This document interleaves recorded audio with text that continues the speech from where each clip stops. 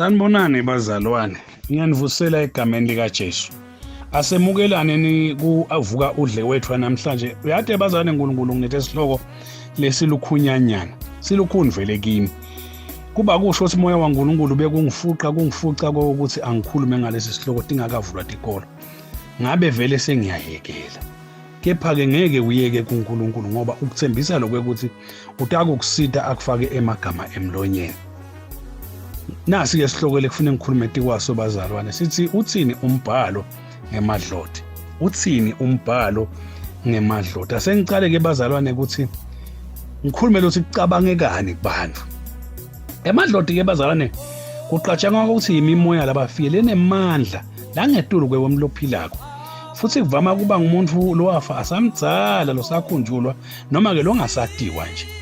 Uyecabangeke ke ukuthi sewudude lo mloyo nemveli ncane.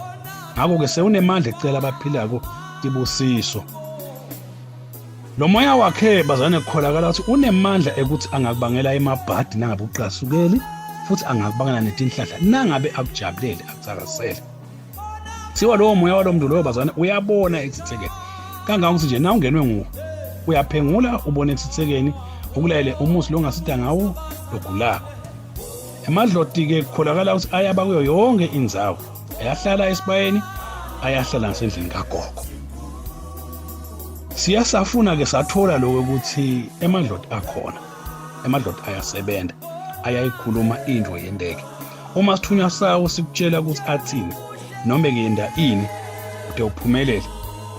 Hayi noma ke mhlambe kuze uphile nje. Vele kuyendeka lesikhathi.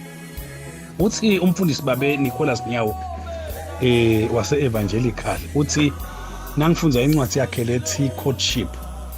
Manyela ngithola ukuthi uthi bona bakhulela ekhaya lelalikhonda emadloti.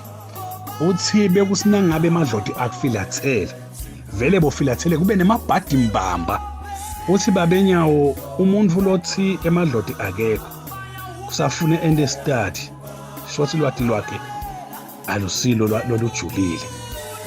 So ke labo labakholelwa kuwo banebufakazi lobuphathekako. Na ubuta nje umuntu okholelwa emadlotini utokukutshela uze uthule ukhamisa umlomo. Tithunya tawo ke bazana defy cast inyanga tangoma netingela. Inyanga ke ngumuntu lowethwasa lowelaphako. Sangoma ngumuntu lowethwasa lophengulako. Lugedla ngumuntu longakethwasa. Lugedla alwethwasa. Uba nenhlanhla yalokwathi lemithi ayathi mbamba lemithi. Umuthi wekwenta ukuthi uyawathi, umuthi wekulapha ukuthi uyawathi, umuthi wekwenta ukuthi uyawathi. Khanza labanye ukuthi baba lugedla aspecialize nje kubantwana athi uyolapha abantwana babe banibani noma gogo banibani. Kepha abede nje indumbu. Ulomunye uve ukuthi ulapha tifo delicasi. Ulapha lokho phatha ke thwasanga yena. So lo mlo simbita ke ngesiswati ukuthi lugedla. Kukhona ke bazalwane bathandazi nebafundisi nebaprofeti labasebenzela emadloti kube ngasi basebenzela simakade. Kepha ke iningi labo basebenzisa umoya wemadloti futhi bavama ukudibida ngebaprofeti. Futhi benda tima ngaso letinkulu kube ngazuthi kube ngaze ukholwe nje bazalwane bamkhosi yami ukuthi basebenzela uNkulunkulu. Ikakhulu ngoba phela bavakala abashumela livangela uNkulunkulu. Ungakho nje iBhayibheli leliyale kakhulu ngebaprofeti bemanga. Asenda ufunza nanguMateyu 24 verse 24 lana kubhalwe ukuthi ngoba kuyawufika boKristu mbumbulu nebaprofeti bemanga bende libonaso letinkulu netimangaliso kuze kudukiswe labakhethiwe nakunakwendeka. Umbhalo wengcwele bazalwane uveta ukuthi emadloti ayimimoya yemadimoni lebusa abantu noko ithathe isimo semuntu lomatiko ude utowethemba. Lo moya ungativeta njengamkhulu noma egogo wakho noma isihlobo sakho lesafa losatiko sikutshela ukuthi nawe lokwatiko.